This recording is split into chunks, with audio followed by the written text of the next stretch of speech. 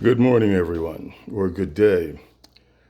The last time we got together, I spoke primarily about the issue in New York, the issue being companies using your credit score to determine your employment. I spoke about New York because New York already had the law.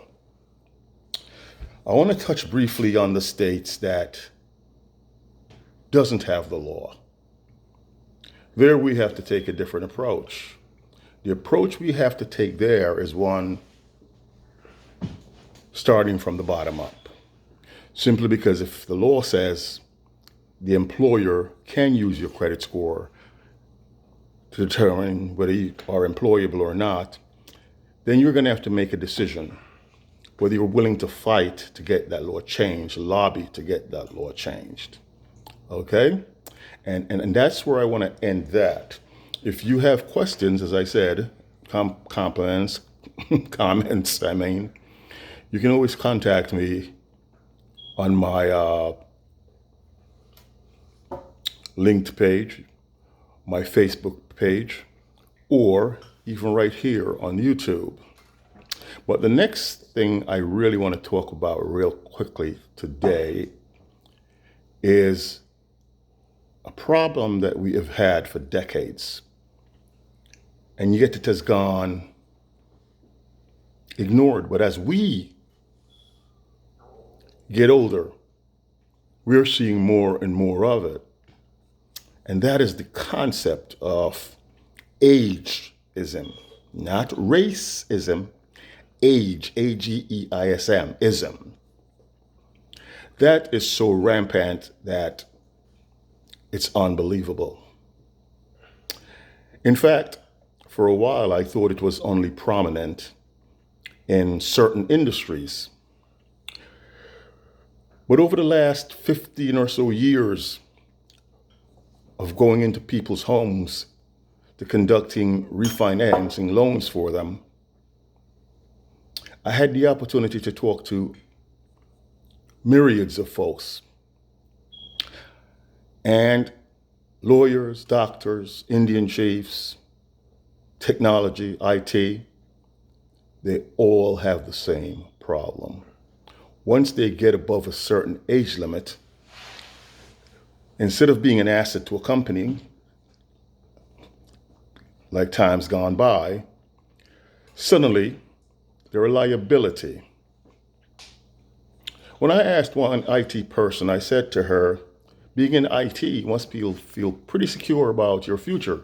She said, no, I'm 40 and I'm worried. And I said, why?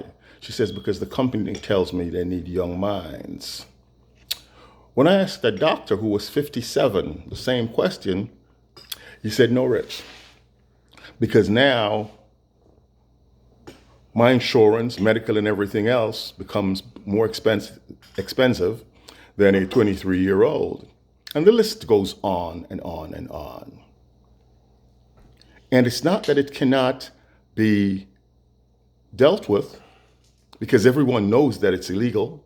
It's illegal here. It's illegal throughout just about all the states in the country. But do you know why it's not being dealt with? Think about the average age of the Assembly.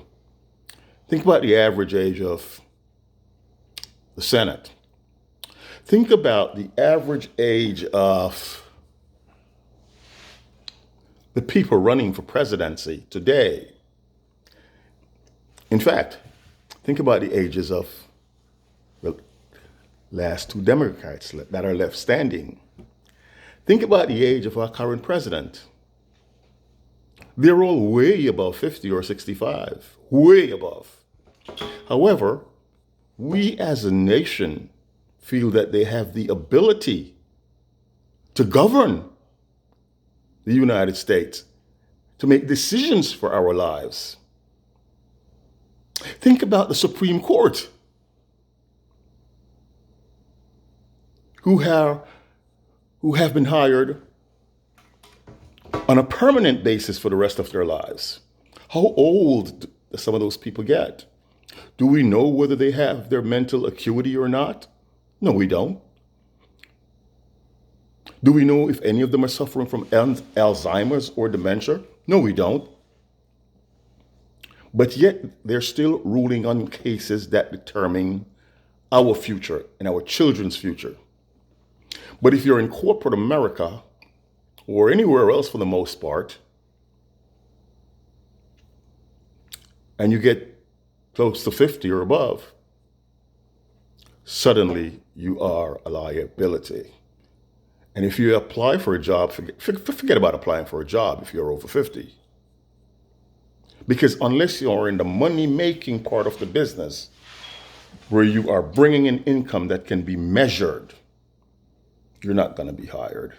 If you're in compliance, if you are in some other area that's providing a service, but that's not generating an income, guess what? You're out of luck. You're not going to be hired. As I said last time, I don't want to take up all your time because I don't like talking heads who talk to me for 45 minutes and repeat the same thing. But what I'd like you to do is think about what I just said. Seriously. Give me some of your feelings and comments about what I just said. Give me some suggestions regarding what we should do and can do. If it's against the law, there must be something legally that we can do. We have been mired in a sense and a state of mediocrity for so long that for the most part, if something is not mediocre or less, we don't move. We need to move because it's affecting the middle class and it's affecting the poor because we don't have the connections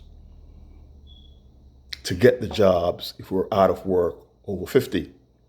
As they say, it's not who you know, it's who knows you. So I'm going to stop here and ask you, again, give it some serious consideration, give it some thought, come back with some practical ideas or comments, and we'll go further. Remember, America loves you, and so do I.